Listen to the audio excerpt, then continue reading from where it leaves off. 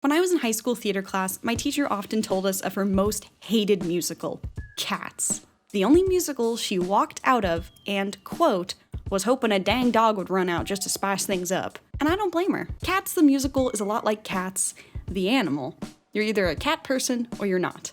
And that is fine. But as someone who is a cat person, a theater kid, and was told not to watch Cats before everyone on the internet said not to watch Cats, I mean, I had to see it. And honestly, I really liked it. I also like eating an entire bag of nacho cheese Doritos in bed, so I'm aware my taste is a bit skewed. So with that in mind, here is what I have to say in defense of Cats. Number 1, it looks bad. I'm not defending that. How did you spend $100 million on this movie? Like, okay, you got Taylor Swift, and James Corden, and Rebel Wilson, and Jason Derulo. I hope I don't get copyright striked for that. And that requires a big budget. So, how did this happen? Oh, what was that?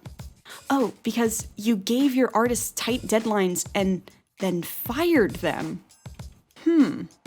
Interesting. Well, on to the defense. For context, this musical debuted in the 80s, so it already looks different. But by comparison to the movie, it looks so much cooler. And this scene actually made sense on stage. But I digress.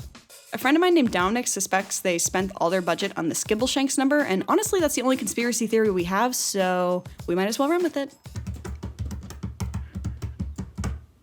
That's me running with it. Number 2, it's not that like, yeah, it is but compared to the original? Number 3, it was cringy. If you don't consider yourself a theater kid, I will not ask anything of you for this point of my argument, because that's like forcing a child who doesn't like roller coasters to ride the biggest roller coaster in the world, and then saying, well, some people like it, so, like, no. You like what you like, and I'm proud of you for that. With that said, I think Cats the movie even existing is odd because there's a reason this is originally an onstage live performance and not a Disney Channel original movie. Seeing a bunch of people acting, dancing, and singing inches from your face with a live orchestral band is an experience. Watching a bunch of furries build a train on stage out of garbage in front of your eyes is an experience. Mr. Mistopheles shoots smoke out of his hands. Let me tell you, that is an experience. And that kind of experience cannot easily be adapted to film when your source material is live ballet, acrobatics, and singing all at the same time. I'm like clapping while I do this because I'm just so heated. You know people have been auto-tuned. You know this was shot more than once. You know this was stapled together in Adobe Premiere by some probably underpaid and now laid off editor. And unfortunately, you know these costumes are just green screen suits because the CG is god awful. Where did you spend $100 million? Because I just don't see it, buddy. So the cringe, I believe, comes from the uncanny valley of experience. The fact that this is theater. Yet theater is supposed to be natural and organic and literally alive in front of your eyes. And this just isn't. So I think it's a losing battle without major changes to the story and presentation. One of which they gave a good shot. Obviously not presentation. I'm talking about number 4, the changes. In the original Cats the Musical, the audience is addressed directly in the beginning of the show as they somehow don't know what Jellicle cats are. Like, how do you not? That's embarrassing. You don't know what a Jellicle cat is? Cats the Musical doesn't follow a main character. Everyone takes turns in the spotlight. But if that happened in 2019 Cats the Movie, oh my god, the Rotten Tomatoes rating would be in the negatives, and cat would be a no-no word that gets you sent to the principal's office. So to make this a Hollywood movie, they basically grab the prettiest background character in the play, give her a tragic backstory, and make her the protagonist, which I think was pretty successful.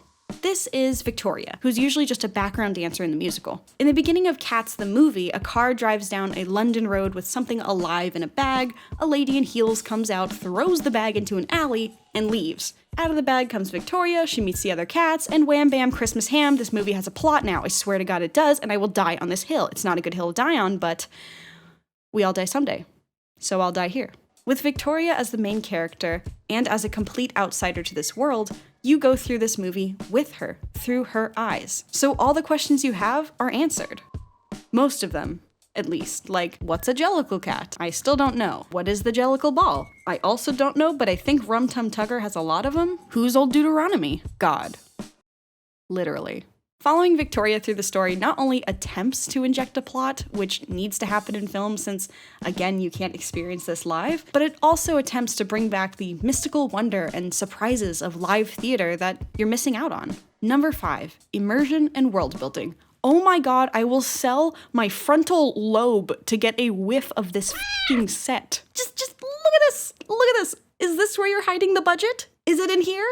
Am I hot or cold? Yes, the size of the cats is a mystery all throughout. Again, what did you spend $100 million on? Because it sure wasn't glasses. But you feel like you're here, right? Regardless if you want to be here, don't think about that. Does it feel like you're here? In a whole nother world you didn't know existed. Not should it exist. Don't think about that. Just, do you feel present? Not sober. Present. Okay, yeah, immersion. That's my entire point. And that's my entire video. I like Cats, the musical, the movie, the animal, the dump truck, because I'm a cat person. I get them and they get me. But if you are watching this and you don't get me and my opinions on cats, I totally understand. Again, this is not a good hill to die on, but we all die someday, somewhere, somehow, so you know where to find me. Anyway, thanks for watching my video. Go give cats a try, and as always, stay safe. My cavity. Hi there, welcome to the end card. Thanks for watching this video. I know you really took a chance on it, and you really took a chance on me, but I hope you can change your mind. I should do a video on Mamma Mia, because I also love the MMCU, also known as the Mamma Mia Cinematic Universe. Anyway, that's it. Goodbye.